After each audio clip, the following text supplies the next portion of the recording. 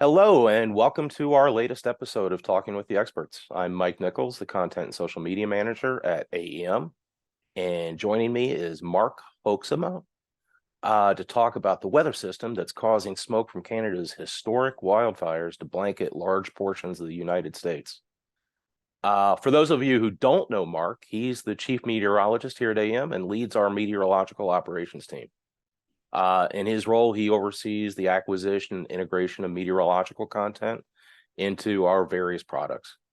He's been with the company since 2000, but even before that, he was with WRC TV in Washington, D.C., where he served in various capacities, including on-air meteorologist, weather producer and forecaster, and even the webmaster of the very first ever TV weather website.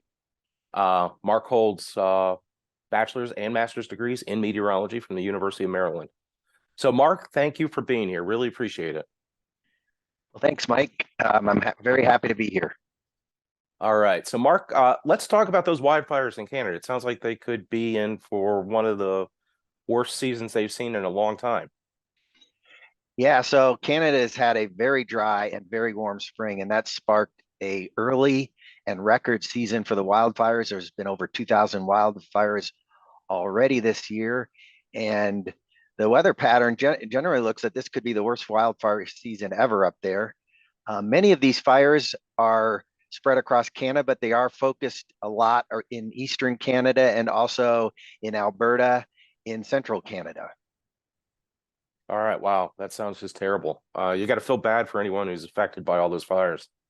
And speaking of being affected, right, that smoke from the fires is drifting south, covering some pretty large portions of the U.S., around the mid-Atlantic region and surrounding states.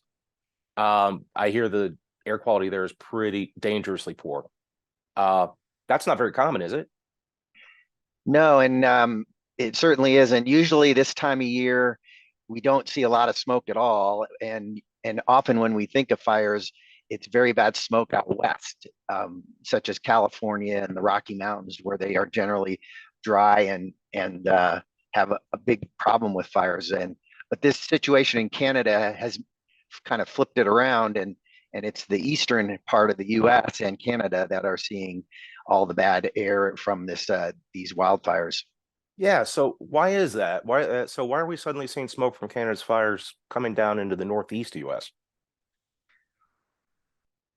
Well, we are in a kind of an uncommon weather pattern, and I can show you real quickly here, what's been going on. There's this area of low pressure over New England here, and the winds are circling around it. You can see in this diagram that they're showing the flow of the winds, and it's essentially, this has been stuck here. And because of the flow of the winds coming north out of Canada, it's picking up the smoke from those fires in eastern Canada, and it's just essentially on a conveyor belt, bringing it down into the Northeast and Mid-Atlantic. Parts of the Ohio Valley are getting smoke, the Appalachian Mountains and places like that. So it's kind of a two-pronged thing: unusual places for fires, unusual number of fires, and then this unusual low pressure system that's stuck over New England. Oh, wow. Yeah. So that does make sense. I'm sure the folks who are being impacted, though, they'd love to know when this might when they might see some relief. When can we expect the weather system to dissipate? Yeah, so we're looking at this upper level system being start to slowly track to the east. It's going to be around tomorrow. Unfortunately, we got another bad day of air for Friday, but on late Friday, there's going to be a system, a front that's going to start pushing this smoke out to the ocean. And we could see really good improvement in New York and Philadelphia, and certainly on the weekend, DC, Baltimore, Richmond, those areas down the East Coast, we'll start seeing some better air movement. It looks like this weekend, people might be able to see a little blue sky. Oh, wow. That's good to know. Hey, Mark, one last question for you. So, for folks who are living or working in these affected areas, I would imagine they would love to keep tabs on, the air quality and what their exposure really is like. Are there any resources you might recommend? Yeah, sure. We have a website here. called our Air Link, and it essentially is going to allow folks to look at an air quality map. That is AEM's WeatherLink air quality map. You can go to www.weatherlink.com and see this map. And I'll throw it up right here right now and show you that here's what you see when you go to that webpage. You can see the various colors. These correspond to the EPA color levels from good all the way up to the hazardous. You can see these kind of purple dots in here are where there's very hazardous air currently.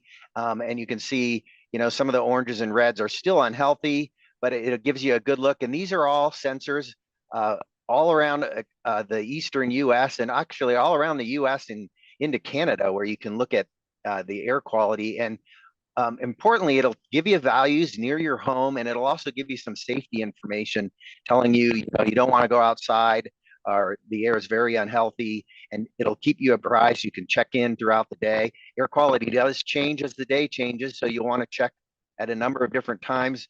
You'll be able to see improvements or degradation of the air quality. So it's a great place to go and follow along with this current situation. And you'll also be able to watch that good air coming in this weekend. Thanks, Mark. That's really great information. I really appreciate you taking time out of your schedule, especially on such short notice, to talk to us about these events as they're unfolding. Until next time, this is Mike Nichols for AEM and Talking with the Experts. Don't forget to check out weatherlink.com for your latest air quality updates.